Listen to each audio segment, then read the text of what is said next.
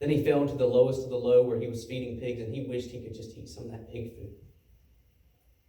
And he has this speech prepared to apologize to the Father. Father, I've sinned against heaven and against you. I'm not worthy to be called your son. But what happens between verse 21 and 22 is amazing.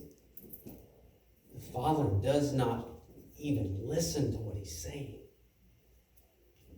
No, none of that. None of that, you aren't worthy. None of that. He cuts him off and doesn't let him finish his thought. He has no response to that.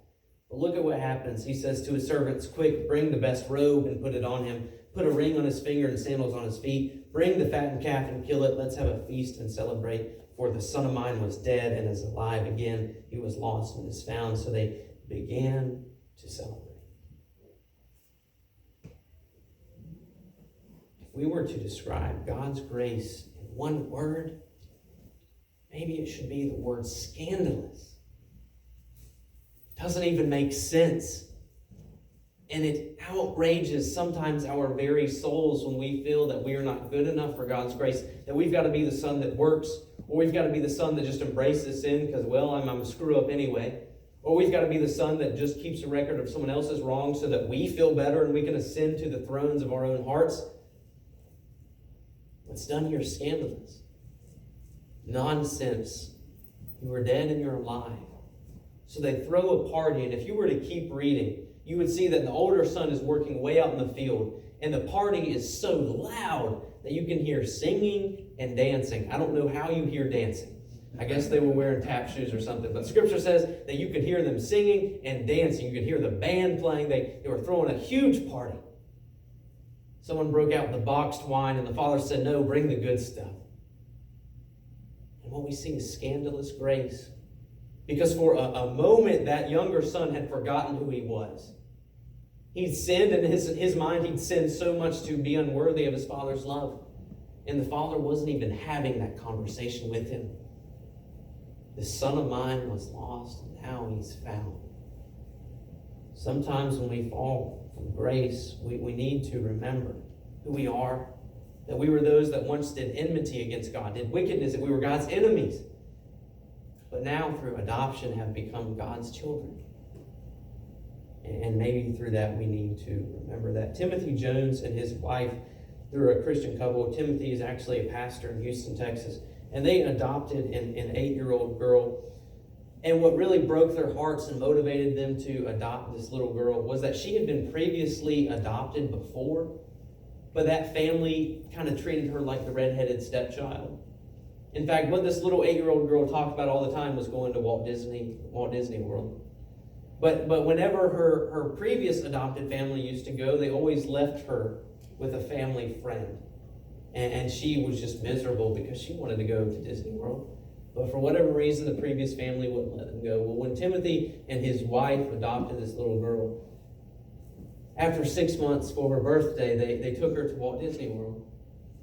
And he describes that what she said while they were there perfectly illustrated God's grace better than any way that he could ever describe it himself. She said, Daddy, I've been longing for this. I've been wanting to do this ever since I can remember. And I finally got to see Walt Disney World, not because I'm good, but because I'm yours. Because I belong to you. And he said that's the exact same way that grace operates in the mind of the Christian. January 1st at 2:30 a.m., Kevin Tunnell was leaving a New Year's party.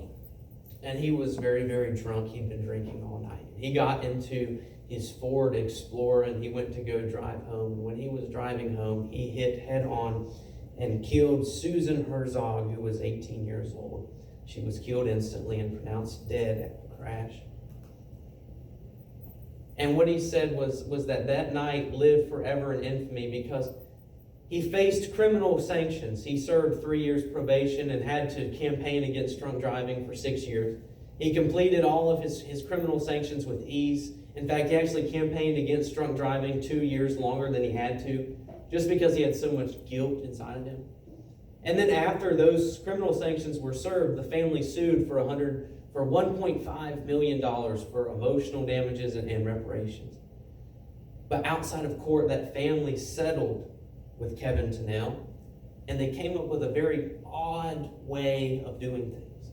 They settled from $1.5 million to $936 to be paid $1 at a time, whereby every Friday night, Kevin had to drive to that family's house and look them in the eyes and hand them $1 until he paid them $936. Kevin missed over 18 of those payments because starting in 1982, every Friday night until the year 2000, he had to pay $1 to this family. And he said he missed those payments not because he didn't have $1. He said he couldn't bear the guilt and the shame that he had to confront, and that he wouldn't wish this sentence on his worst enemy. And in fact, on 2 occasions, he offered to give the family a box of made-out checks, 2 years more than asked for. But the family rejected it and said, no, it's not about the money.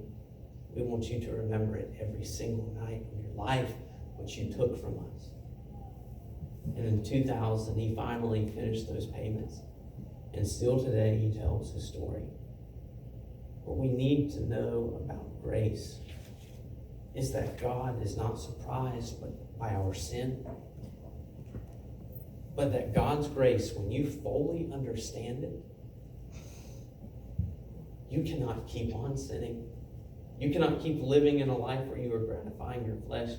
The end of our text in Ephesians 2 says that we were created by God. We were God's handiwork, his masterpiece, created in advance to do good works.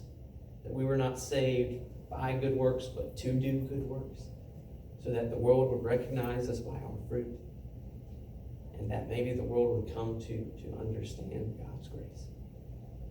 We're going to end our service this morning with a hymn of invitation. If you've never accepted the call of Jesus to accept that grace and that unmerited favor that you and I can never be deserving of, that you and I can never earn, if that's a decision that you would like to make this morning, then as we sing, you come forward.